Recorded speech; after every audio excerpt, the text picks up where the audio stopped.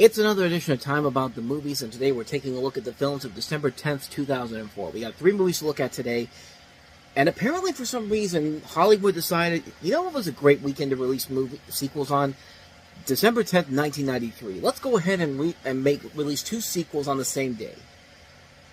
I don't know exactly why they would think that, or even if that's true or not, but I find it very convenient that they decided to recreate December 10th, 1993, because that was the weekend we had 2 comedy sequels come out, Wayne's World 2 and Sister Act 2, Back in the Habit. Both of those movies, by the way, did not become big hits for obvious reasons, because they came out, some of them they literally came out less than a year after it's a little more than less than 2 years after the first movie came out, and definitely weren't as successful as they should be.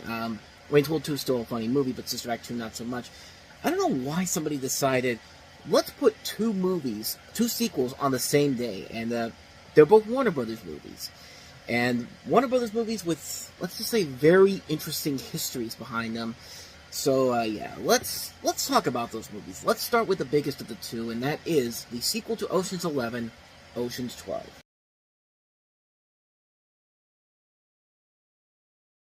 What the hell was that? I don't think even the movie knows what it's trying to do here. I think that last line by George Clooney perfectly sums up this movie's entire existence. What are we stealing? What are we doing here again? Nothing about that trailer makes any sense whatsoever. But you know what?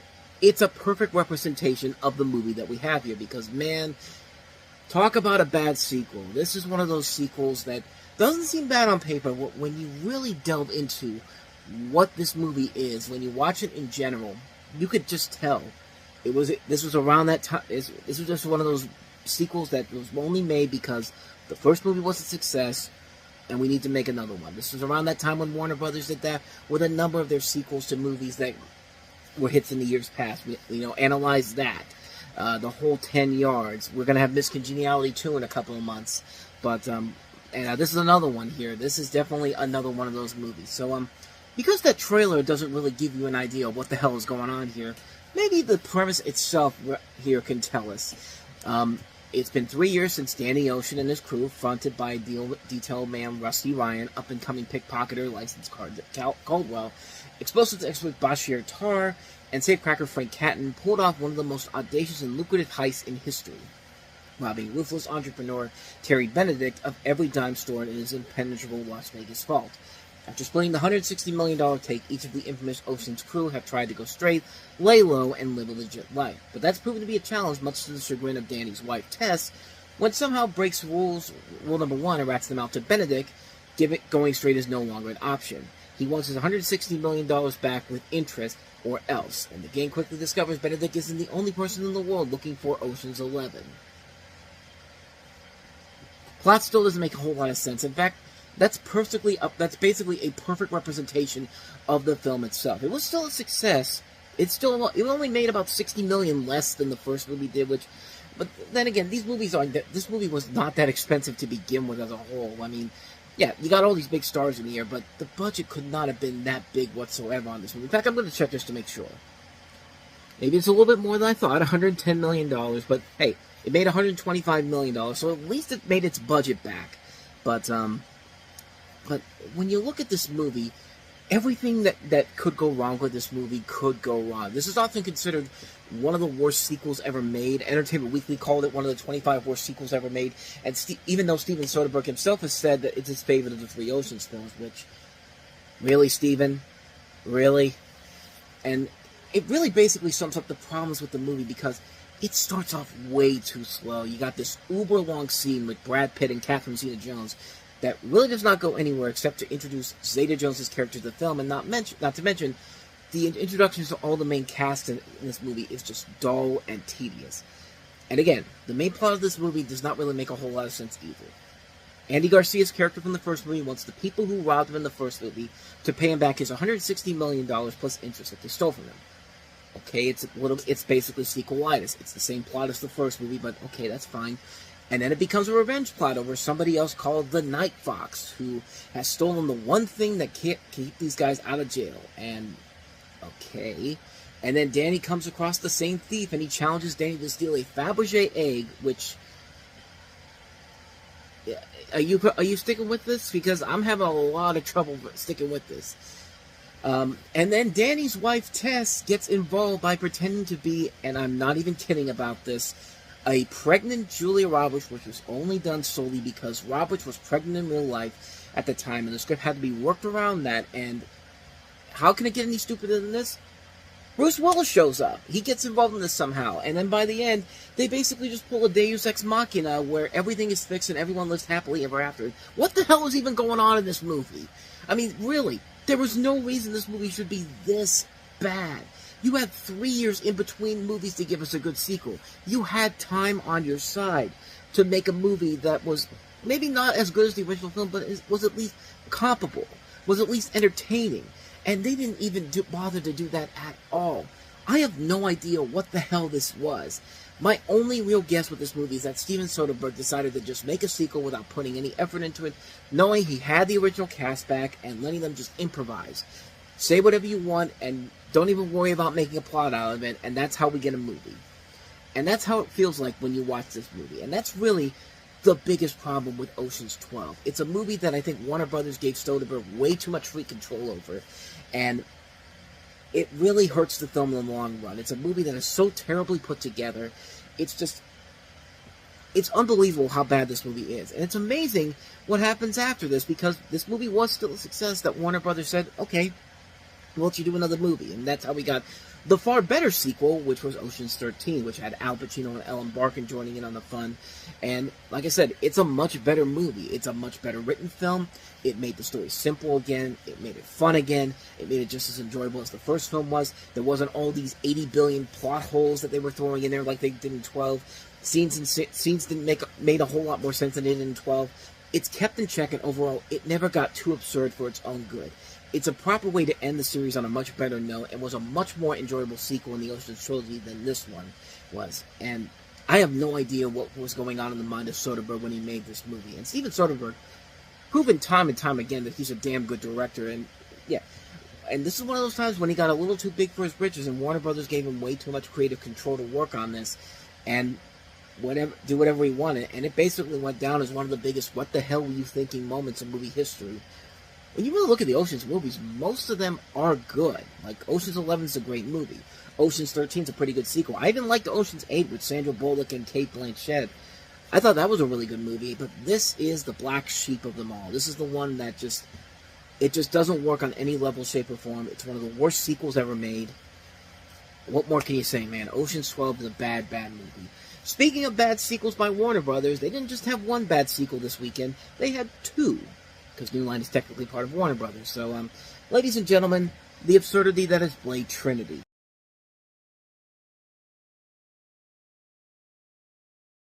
I just want to say right off the bat, since we're now over 2 weeks after Deadpool and Wolverine came out, but thank God Ryan Reynolds gave Wesley Snipes a chance to play Blade again, because that was the moment in that movie that was my big shocking moment, the fact that they got him back for that movie, and gave him a good send-off in that movie, but maybe a possibility to maybe continue playing him in the MCU later on. I mean, let's think about it.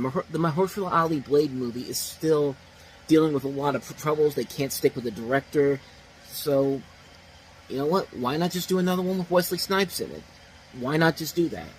But then again, that's wishful thinking on my part. But Blade Trinity is one of those movies that was one of the more troubling productions of its time, and it wasn't helped by Wesley Snipes himself, because this was when Wesley Snipes was so unhappy with the film's script and the original choice of director, David S. Goyer, who had written all three films previously and was then selected to replace the original director of the film, which Snipes was completely against. He reportedly caused a lot of difficulty during filming, including frequently refusing to shoot scenes, often forcing director Goyer to use stand-ins and computer effects to add his character to scenes, which are very much visible in this movie. They didn't even bother to try to hide the fact that Wesley Snipes clearly was not in that particular scene. Patton Oswalt later said that Snipes would spend much of his time smoking marijuana in his trailer. He'd get violent between Goyer and after falsely accusing him of racism.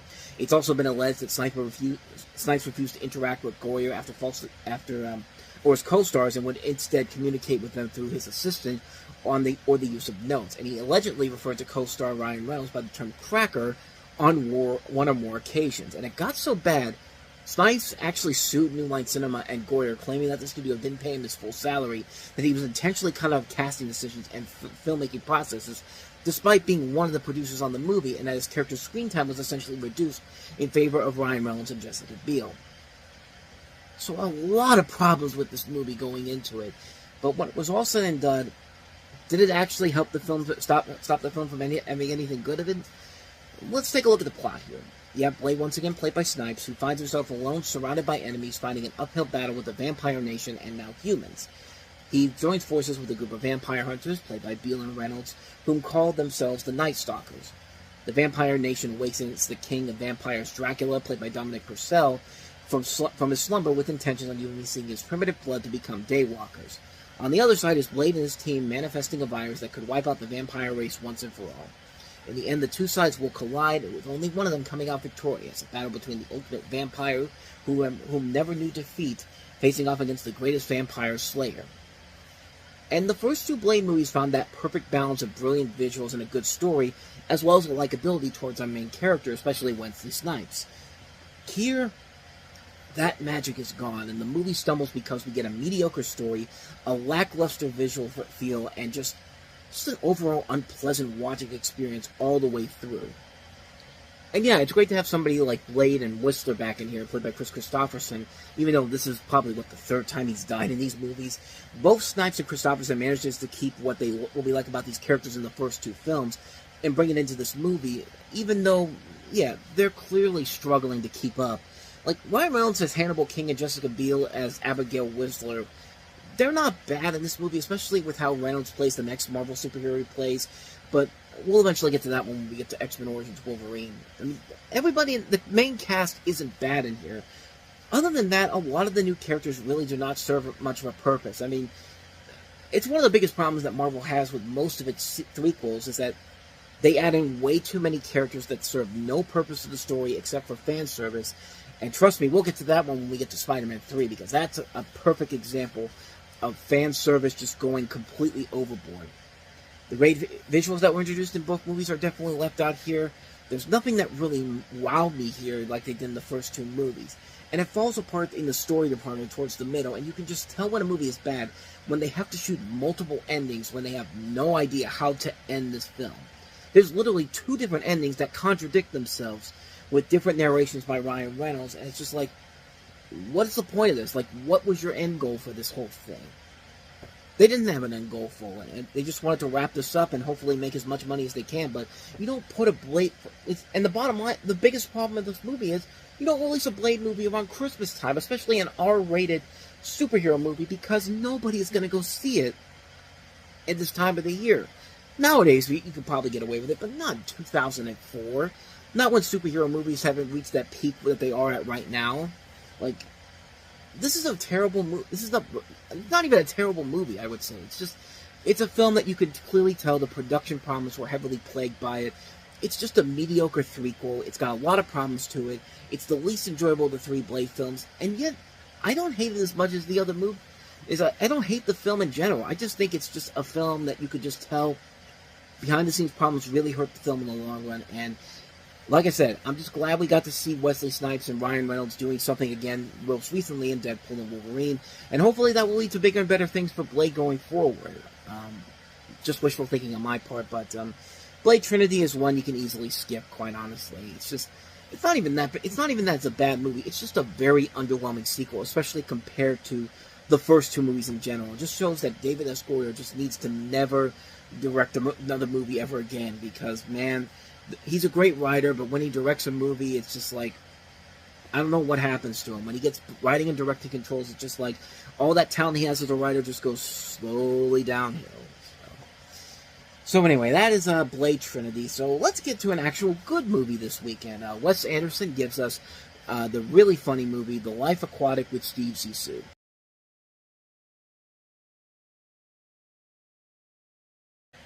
The sad thing about this movie is that it unfortunately didn't get the proper respect it does nowadays. This was seen as Wes Anderson's first major flop as a director, as the film didn't get the best reviews in general. It was mostly got mixed reviews. It was a flop at the box office.